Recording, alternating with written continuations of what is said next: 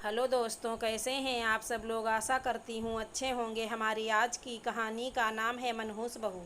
नैना ओ नैना, चिल्लाते हुए नैना की सास घर के आंगन में आ खड़ी हुई। नैना ऊपर छत पर कपड़े सुखाने गई हुई थी।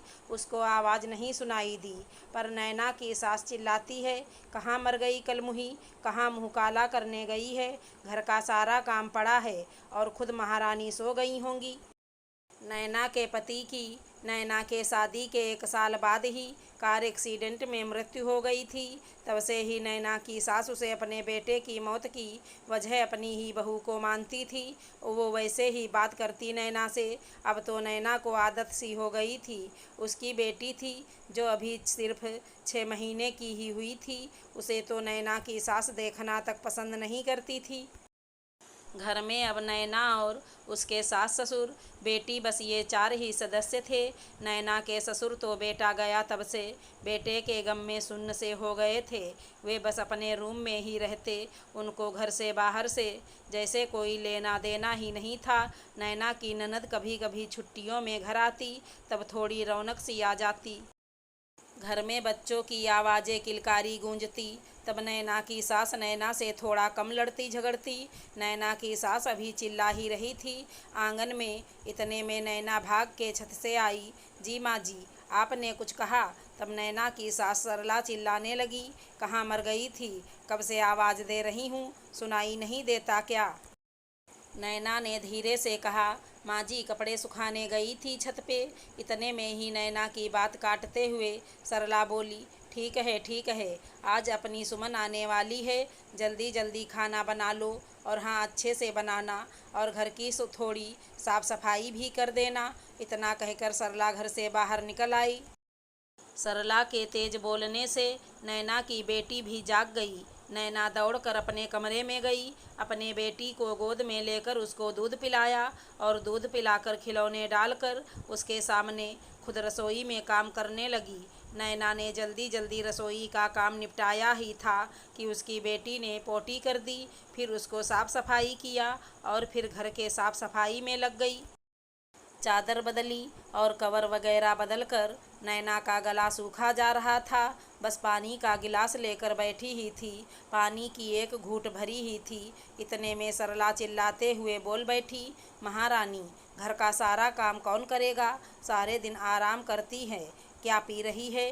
नैना की गिलास की ओर नज़र दौड़ाई, फिर पानी देखकर चुप रह गई और सारे घर में नज़र घुमाकर देखी कि सारा घर भी साफ सुथरा नज़र आ रहा है। फिर सलाद के लिए टमाटर प्याज वाली पॉलीथीन नैना के हाथ में देकर बोली, सलाद में काम आ जाएंगे, इसे धोकर रख दे इन्हें, जमाई जी भी आ रहे हैं। नैना ने वह पानी का गिलास वहीं रख दिया और चल दी रसोई की तरफ। नैना के जाते ही सरला ने नैना का गिलास उठाया और उसे सूंघ कर देखती हैं, मैं जो ठंडा लाई थी कहीं वो तो नहीं है। फिर एक उंगली डुबोकर टेस्ट की और बोली, नहीं ये तो पानी है, मैं बेवजह शक कर रही थी। नैना बेचारी अपनी बेटी को लिए लिए सब्जियां धोकर रखा ही था। इतने में नैना की ननद सुमन और जमाई जी की एंट्री होती है। घर में सरला तो खुशी के मारे फूले ना समाईं और बेटी को गले से लगाकर तेज से रोने लगती हैं। आज तो मुझे भरपेट खाना मिलेगा। आज मेरी बेटी जो आ गई है, मेरा बेटा ही तो गया है। तू क्या बेटे से कम है, तुझे देख लेती हूँ तो सारे गम भूल जाती हूँ। सरला ने अपने आंसू पोंछे और जमाई जी को गेस्ट रूम में बिठाया और सुमन के साथ बैठ गई। नैना ने सबको पानी और ठंडा और कुछ नाश्ता दिया और फिर खाने की तैयारी में लग गई। सुमन के बच्चे नैना को मामी मामी करके चिपक गए। सुमन के आ जाने से नैना और उसकी बेटी का मन लगने लगा था। नैना को सरला कभी मायके मिलने तक नहीं भेजती थी। सुमन ने एक दिन सुबह सुबह सारा काम नैना के साथ लगकर कर दिया और फिर अपनी माँ सरला को कहा, माँ भाभी आज अपने मायके जाएंगी, बहुत दिन हो गए हैं, अभी तो मैं यहाँ हूँ, तुम्हारा भी मन लगा रहेगा। सरला कुछ देर चुप रहीं, फिर कुछ सोच कर बोली कि ठीक है, कुछ दिन यहाँ भी शांति रहेगी।